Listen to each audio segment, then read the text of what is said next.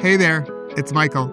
Welcome to Whole Again, the show that's here in support of you creating a meaningful life and the person you're becoming. And I'm excited to share a new series with you that will air this summer as America turns 250 years old, which is still pretty young relative to many other countries across this big blue marble that we all share. The series is called A Perfectly Imperfect Union. In 2022, I rode my bike across America, from Astoria, Oregon to the Lincoln Memorial. My wife drove our RV, and she had two co-pilots, Jester and Hope, two Springer Spaniels. And when we did it, America was coming out of the pandemic, and we were hurting from things that had happened prior to the pandemic.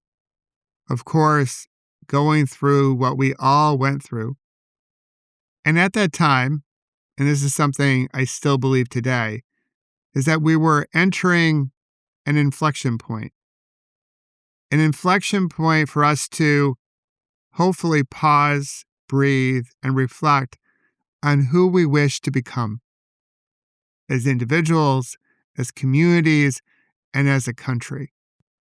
As I pedaled across America, I wanted to share America's beauty with others, her natural beauty and the beauty of her people. And I also wanted to share where we were hurting. As America turns 250, I believe Kinstugi, which is something we use as a metaphor here at Whole Again, is a perfect metaphor for where we are as a country. There's so much beauty to celebrate, and we can also acknowledge that parts of us feel broken or are broken, but we can find a way to come back together, just like Kinstugi teaches us. And when we do, we don't try to erase or cover up where we have scars or blemishes. We highlight them in gold, and we celebrate them as symbols of our strength and resilience. Kinstugi is called the golden repair, and in essence, we can see beauty in something that's perfectly imperfect. During this series, I plan to speak to at least 2 people in each state and the District of Columbia. So 102 conversations with real folk, as I like to say. We're going to let the celebrities and the big influencers have their day somewhere else. But here, I want to reach out and talk to real people and listen to their reflections as they think about America turning 250 years old. And my hope is that you'll tune in to at least one, if not all 102. Because my theory going into this is that you'll hear different perspectives. Some may be aligned with yours. Others may not. But my hope is that you hear the goodness in your fellow citizens and realize, as Maya Angelou shared with us, we are more alike, my friends, than we are unalike. We are more alike, my friends, than we are unalike. I've had the privilege of traveling all over the world and all over this country. And this belief is something that I hold deep inside of me. So yes, I do believe that we are more alike, my friends, than we are unalike. So if you're ready to get to know one of your perfectly imperfect neighbors, just like all of us, take a healthy breath in and a slow releasing breath out, and get to know Shannon Ross.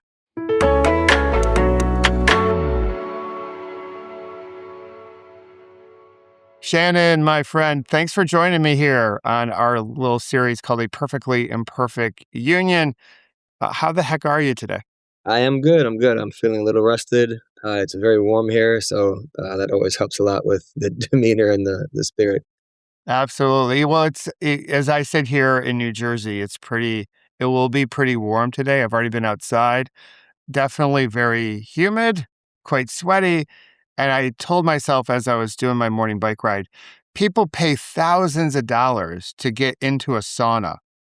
And I have a sauna today for absolutely free. So I might as well enjoy it. So a little heat training, if you will. So for those that don't know who you are, can you take a minute to introduce yourself? And also, what state are you currently living in? Yeah, absolutely. So, Shannon Ross, obviously, is my name, and I am in Milwaukee, Wisconsin, born and raised in Milwaukee. The work that I do is across the board, internationally, actually, is criminal legal system change work. What that basically means is working with the system, working with advocates, partner organizations, and supporting a lot of people that are impacted by what I call a criminal collision. So, people that go to prison, people that get convicted, and crime survivors. All of that work in collaboration to create a justice system more worthy of that name. I've discovered over time that that tagline can be interpreted two different ways. And so essentially, we're looking to have the system not as large as it is and not as many people locked up in the spirit of still achieving public safety. And you can achieve better public safety by removing some of those systems in overall impact. So that's the broad scope of kind of what I do. If I give my exact, just one little thing that my title, I'm the founder of an organization called The Community. All right. Cool. Great work. Great ripple that you're putting into the world. So thanks for doing that. So for those that haven't been, I've been asking everyone in the series to share a little bit about their state and what makes their state pretty cool because not everyone has traveled into each of the 50 states. I know I haven't. There's still 3 states I haven't visited here in the country. So for those that haven't been to Wisconsin, and I guess this is a dated reference, but Milwaukee and, Wayne's World and all that stuff like that. So what's something that's really cool about Wisconsin or maybe your hometown there of Milwaukee? I have not heard that reference in over 2 decades. That's Yeah, interesting. I know. It's not a thing that's still used here, but, so I am not, and I've said this, 1 or 2 times when I've been a part of or asked, some element of that question to promote Milwaukee, that I'm not a homer in that sense. Like, I don't have Sure, this big, like, "Oh, yeah, go our place over others." I think everyone is and everywhere is pretty much, in the same boat. You just highlight the things you like and, you deal with the things you don't like.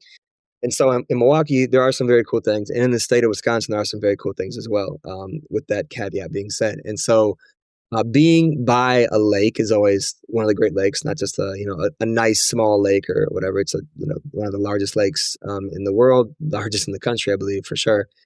And I love that element, especially since I don't live that far away from it, because water is really something that is very moving and important for me. The symbolism mm, of it, just visual of it, the way it moves and what it can do, and so that is always something that I think a lot of people in Milwaukee are really get a lot from, is the power of the things that can happen and do happen out on the lake. But even outside of that is just a lot of kind of the things that are in existence here. Also, like again, they probably exist other places, but there's a lot of togetherness in terms of folks building things and creating co-ops, and there's a long history of social justice in our state, really, really long history there that still has roots in a lot of the neighborhoods and a lot of the activities that go on of people coming together to address things. That is not me like expressing my political views, but I'm just saying the work that comes from that, you can see sure. that in a lot of things here. And if I just comment once on the state is really beautiful. I've recently been able to travel a bit more across the state. Not able, just doing it. I hadn't done it before, and just seeing a lot of the small towns and a lot of the countryside and a lot of the urban beauty and rural marvelousness of our state is Sure. really great as well. So those are areas that I think stand out. I appreciate your feeling around being close to water. I grew up in Rochester, New York, like right on Lake Ontario, and so Yeah, water has always been a part of my life and close to the Finger Lakes in New York. And so even here, like we're really close to the Hudson River. So just the fluidity of water, the flow. Yeah, I'm feeling that vibe. We as a family, we almost moved to Milwaukee. So I've spent a lot of time in Wisconsin. The company, one of the first companies I worked for was based up there. So I would, uh, I would travel to Milwaukee, frequently. And so one of my sports celebrity moments was I shared an elevator ride with Reggie Miller. This goes, talk about a dated reference. So I was in the elevator. He got in the elevator. He played for the Indiana Pacers at the time. They were playing the Milwaukee Bucks. And so I shared 4 floors of elevator space with him and didn't say a word. I didn't know what to say. I get sort of shy in those moments. But that's my big celebrity basketball moment right there in Milwaukee. So if you're hanging around with your friends in your community, and this summer, this will be released after, I guess, officially America turns 250. But if your friends asked you what America means to you, how would you respond to that? I recently wrote a piece for a local magazine talking about what democracy means to me. Specifically, and I haven't really said this part yet, but as a person who spent 17 years in prison from the age of 19 to 36, and the work that I do is on behalf of and deeply for those who are in that same boat with their background being they were in prison or they now are on supervision. And so I currently, as it stands right now, would have little over 9 years before I can even vote again. Mm, And so democracy is very different for me in that regard sure, yeah. because I'm a participant and I'm a taxpayer and I'm involved in all the different ways in my neighborhood and with my community. But I don't have a say so in a lot of things that happen. And so that's not me, pitching a "woe was me" story because I went to prison for something that I justifiably should have gone to prison for. So it's just a balance between how are we reincorporating people that have fallen out of society for a time, and how are we creating a space in which we really want to understand why people find themselves in that position and how we can successfully come back together in a way instead of just like you go to your corner, and like everybody figured out. And so I kind of preface with that because America is a couple things at heart. One is the democracy, one is the capitalist ethos, and another one is this really, really strong ethic of freedom in the individual sense. And I think those are all things that resonate with me in different ways. I just touched on the democracy one. I think the final one is the one that really means a lot. And I don't like mean to get long winded. It's just a very complicated question. No, yeah. No, go for it, man. Share your answer. Yeah, I love it. I've also now been able to go to 8 different countries in the past 2.5 years, which again, being on paper is not a common thing. And so I've been blessed in that regard for different reasons. And I was in South Korea like 3 weeks ago, and there's been a lot of conversation right now with the World Cup with people that are here in America. Sure. People, look, see, people, love America, and it's a nuanced element because we have so many things that really are beautiful, and so many things that even with all the madness that's happening right now are something to really still like be very grateful for and to fight for and to not lose sight of because all these things that are going on can be complicated or messy or like make us not want to live here or speak highly of America. So all of that exists at the same time, and in that way, it's almost like a human, right? Like humans Sure. contain multitudes, countries contain multitudes. But if I kind of look and step back from the details and the granular nature of the way I look at that question, um, for me, I really do think that being here and being in this country has created a space and an ability to be able to just do so many things that I would not have been able to in another country. So America, for me, does genuinely mean opportunity, and it means to be able to, hopefully, if one is effectively doing this, grapple with complexity and still move forward with those around you towards a greater goal and with hope. And so I think that's kind of what my landing answer would be. Yeah, I appreciate that. Yesterday, I flew back with my wife from Canada. We were up there the last 3 days. So we were up. Yesterday was Canada Day as we record this. So they're 4th of July. And so it was interesting because a lot of the Canadians that we were around, they were like, "Oh my God, you're from America. You came up here. We came up for a game." And when we landed, we land in Newark, and so the World Cup final will be in the Meadowlands. And so as we drove home, we passed the American Dream Mall. It's a huge mall where right next to where the World Cup final will be played. And so the stories are all the people coming in from all all around the world to see the World Cup are going to this mall and being like, "Oh my God, this is like so America." And so it gets to the commerce part of it, but still, to your point, people still want to come here because um, they see opportunity. Yeah. And sometimes, as other people in the series have shared, when we travel outside this country, we our lens expands, our aperture expands, and so then we can see maybe what we have that we take for granted, even though it's incredibly messy. So yeah, I really appreciate your response to that question, Shannon. That's pretty cool. So one conversation that's, in the public domain almost every day is AI. So when you look at AI, where do you currently stand? I think this will be like a time capsule. I might listen to these episodes 25 years from now and play them back and see how we all felt about AI here in 2026 when we get to 2051, I guess. So, but right now, where do you see AI?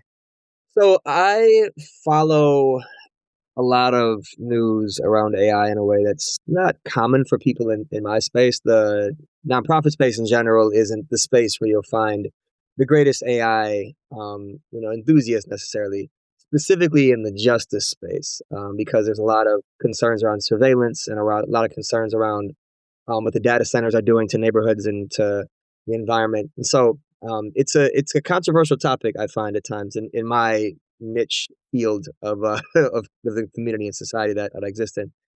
But the side of it that I think is fascinating is this confluence of two important things happening. One is the geopolitical element of it makes it so, and to be honest, the greed of the money that can be made and is being made off of it. Those two make it so it's highly unlikely to actually stop in the way that ethically and long-term safety of like our human race should, just to make sure things are correct. And these are things that AI enthusiasts say. Like this isn't anything that I'm just saying like brand new. But on the other side, there is this world of opportunity on creating time that people can get back to be human with each other more and to solve problems that have nagged us for a very long time, a lot of them created by humans. And it also has this ability to help. This is an area that I think a lot of people don't realize. Folks that have some kind of a disability or that have some kind of neurodiversity or some element that isn't as easy for them to assimilate into society and to be social, it creates a way for them to exist actually better than they ever have because there's this thing that can help them communicate or help them understand things. And it doesn't have impatience, it doesn't have a skill set needed with a 4 year degree to kind of have this ability to do the translation. So look, this is an area of it for me that I try to focus on because if it's going to move forward, I want people that oftentimes don't use tech as much, folks that are impacted by the criminal legal system, marginalized communities, I want them to be represented and understood by the algorithm, for one, because it's going to speak and do things in their benefit or their, to their detriment if it doesn't have the right information. But two, I want us to be able to utilize it in a way so that we can also become more human. If I have more time in my day back because I've been able to do tasks that used to take me days or weeks, and now I can spend that time with people on my team or people in my life, that is only going to strengthen, a lot of different things personally and interpersonally and like within the ecosystem of human beings that I exist with. And so that's an area where I see it as it's two things, just like America. It depends where we go with this. And Yes. I'm trying to just make sure that we're not being left out as much as possible in the ways that I can while this does move forward, while also being very honest and conscious of where we can push back and not just giving that up because it seems like it's going without us. Yeah, I hear you on that. I also appreciate where you took it as far as maybe this allows us to free up some time to lean into what makes us human. So if we have more time just to simply listen to connect and understand with each other, and maybe tap into our muscle of empathy, we we we form a greater connection. And so if it can allow us to do that, then yeah, it could be a net positive. If it's just about doing more and more and more, and we just go faster and faster, then I think we lose sight of some of the humanness. We lose sight of this ability to like really connect and really tap into, yeah, what makes us human beings. So one thing I do with this series is I use the Japanese art form of kintsugi as a metaphor for the messiness of this country, and so the pottery might break, but we can repair it. And so we highlight the repair lines with gold and it becomes our golden repair. So if you could like work on like one thing that can bring us together to help us repair in our kintsugi spirit, what would you take on? That's easy for me to answer because it's something that I've it's been a stick in my craw and it's a big core part of the work that I do. It would be Sure. around narrative. It would be around some element of either us as humans and our brains and the way we approach things being much more cautious of what we take in terms of information and stories, and or it would be something around the way that stories are even told. So it's either in communication, either the receiver or the communicator, one of those two changing in it, or both, in a dynamic in which it would affect what I think is like the core issue that we're having and we've had for a long time as a species. I don't think people realize how much communication and misunderstandings are at the heart of massive wars and hatreds and racism and like all these things across the entire world. And so, like in South Korea, it was fascinating just to hear some of the stories of how they had gotten to where they are now and exist as a society and the things they believe and how it was based on stories told down throughout history. And that's everywhere. That's not just Korea. We have our same things. And that element by itself being shifted, adjusted, fixed, would it would settle so many things right now that are actually the puppeteer of debates and disputes and just violence and so many things in our country. Yeah. Your experience in Korea, we as a family had a similar one in Morocco. So my oldest daughter studied abroad there, so we went to go visit her, and we took a trip out to the Sahara for like an overnight stay. We wanted to go out there, and it was a long ass drive, and so we had our driver Amir, and all of us piled into his Toyota 4Runner, and he got about 8 hours in the Jeep.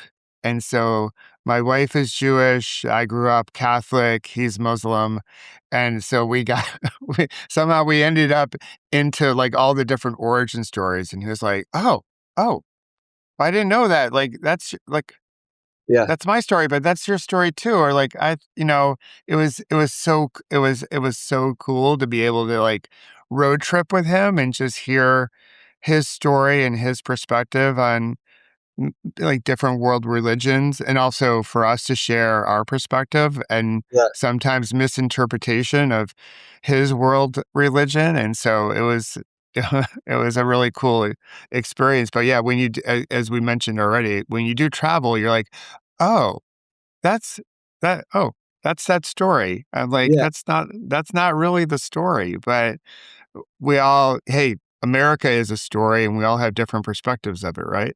yeah. Not totally. That's yeah. It's at root. I find over and over again, and this is the thing I say when I speak a lot is that, we believe if somebody were to ask you how you live your life, you would say something like, "I live my life off of truth and facts and reality." Sure. And that's just not what it is. We all live our life off of stories. You just don't realize you're living a story until you tell yourself a different story and you change your life. Yep, absolutely, absolutely. So with a birthday, the story usually is that we have cake. So we'll finish up with a couple different questions that are fun and in nature and design. So this is a two-part question for you, Shannon. So if you're serving cake for America's birthday, what kind of cake are you serving? And as you blow out the 250 candles, what's your greatest wish for the country? I would maybe serve. Is it possible to pivot and not be a cake, but a different Yeah, type of well, item? yeah, believe me, I have learned through this series, not everyone's a cake fan. So I had a, I came up with this question with the story like, well, everyone eats cake for their birthday. And Yeah, so I have learned there's a whole bunch of people are like, yeah, I'm not doing cake. And they're doing anything from pies to cobblers to, like Ken said, let's just grab a beer and just yeah, have a yeah, chat. So you yeah. can, it can be anything you want. Cake is symbolic, if you will. Yeah. No, I definitely have a sweet tooth and I love cake. It's just I think, especially as of lately, it would be cheesecake, but I'm trying to get away from dairy for Okay. different reasons. And so I would probably I love a really simple, fresh, warm chocolate chip cookie. So I would probably just do that. I think it's so basic, so amazing. So I would do that. I don't know how many cookies, I don't know how many candles I could fit in there. I don't think 250. But yeah, so I mean that would be where I would land at. I apologize. I think in the course of thinking about desserts, the second part of the question you had, what was the second part? Was that it? Well, when you blow out the candles of maybe you put one candle on that cookie, what's your Yes. wish for the country? So, I mean, my wish is a little bit tied to what I was speaking about the narrative. Yeah, I wish that we would think slower and have forgive quicker. I think those two Mm, realms they just keep us in this vortex where we are so amenable to being manipulated by special interests and by the worst sure. parts of our humanness that get activated, and so things are really, really simple, I think. And it comes down to where things go wrong and how we can get them back right, and where things are always right and we forget about it. And if we just take a little more time to think through things and not feel through things and then get stuck and committed to a feeling that then becomes an ideology, this could all be a lot easier. And I think if if the aliens were to come and try to take over the world, we would all work together. Hopefully, I don't even know sometimes, but look at the movies. Everyone starts to work together then because we have a mutual enemy. Yeah, Like, how can yeah. we just do that now and get over it? Yes, yeah, without a Yeah, crisis. Like we have shown throughout time, if there's a crisis, we can drop our labels and find a way to come together and get stuff done. And maybe through a different lens, we're in a crisis right now as far as like, not losing ourselves in all of this because we've become so reactionary yeah, to everything. Like everything's a yeah. reaction. So last week I interviewed John from Utah. He has a question for you. His question is, are there attributes that you see in others that you would like to adopt for yourself or maybe society as a whole? It could be, you know, forgiving more or slowing down. But are there attributes that you see in other people that you admire that you would like to try to get better at yourself or maybe for society to get better at those? The one that I have seen a lot in my time, and it's not necessarily one person. There's like different people I can think of that have this Sure, really well, but it's this ability to really observe things and not react either even facially or even like in the way you speak or respond to it, but just like settle yourself, see what's happening, and then like respond more versus react. I always envy that because and over time I've gotten a lot better at it. Like when I was younger, I used to definitely not be.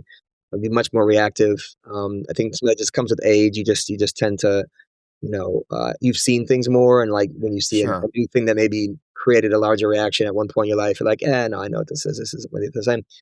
But that eternal feature of experiencing and digesting the world, to me is a real good strength because it just allows you to make better decisions. And it creates a better relationship with others and it keeps other people calm at times. And so I struggle with that at times because I get overwhelmed by the amount of things I'm doing, and sometimes, Sure. whereas I would have been just calm if I had two things going on, I can like facially or uh, vocally kind of get a bit exasperated in a moment, and then I'll be fine like in 10 seconds. But it's like that initial reaction sometimes can be like, oh god. So I wish I had that a bit more in general Yeah, overall. no, that's cool. It's creating a little bit more space to be thoughtful with whatever you say and do next. I love it. Yeah, so that's cool. So what question do you have for the next person I talk to in this series? I would ask, what have you listened to lately? Or I'm not even gonna say lately. I hear that before. Like, what have you read lately? What have you listened to? What do you think that from your past that you've listened to or heard someone say that would be something you wish um, almost everyone? I'm not a big absolutes person. I try to like create those caveats in there, but almost everyone you meet understood well.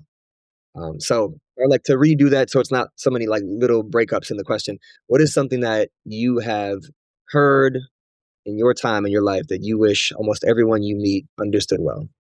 Very cool. Well, I will definitely ask the next person I chat with in our series that very question, and I'm eager to hear what he has to say. So, Shannon, thanks for joining me on this series, and thanks for the ripple effect that you're putting into the world. I so appreciate it, and it goes a long way in helping us become a perfectly imperfect union. So, thanks for being here. I appreciate you. Thank you. Peace.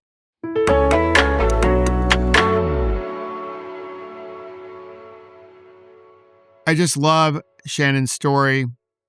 I really appreciate stories like Shannon's, where someone's gone through a troubling time, a bad moment, a bad day, a bad period, however you want to look at it, and takes it and turns it into a ripple effect that changes lives in their local community and really across the nation.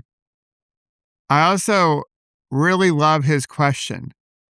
What's something you've heard, you've read, that you wish everyone truly understood well?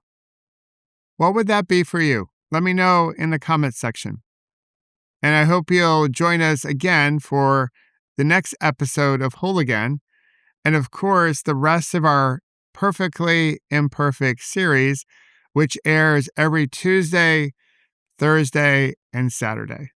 And until then, let's remember to celebrate our scars as golden symbols of our strength and resilience. And don't forget to have fun. Storm in the castle.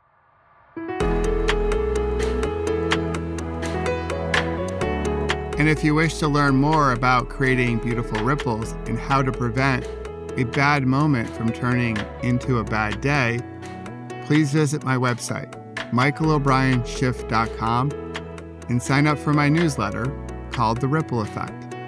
And join us each Monday, Wednesday, and Friday here at Whole Again and discover how you can heal, grow, and become more resilient. And celebrate our scars as golden symbols of strength and resilience. Until then, remember, you can always come back to your breath. You've got this, and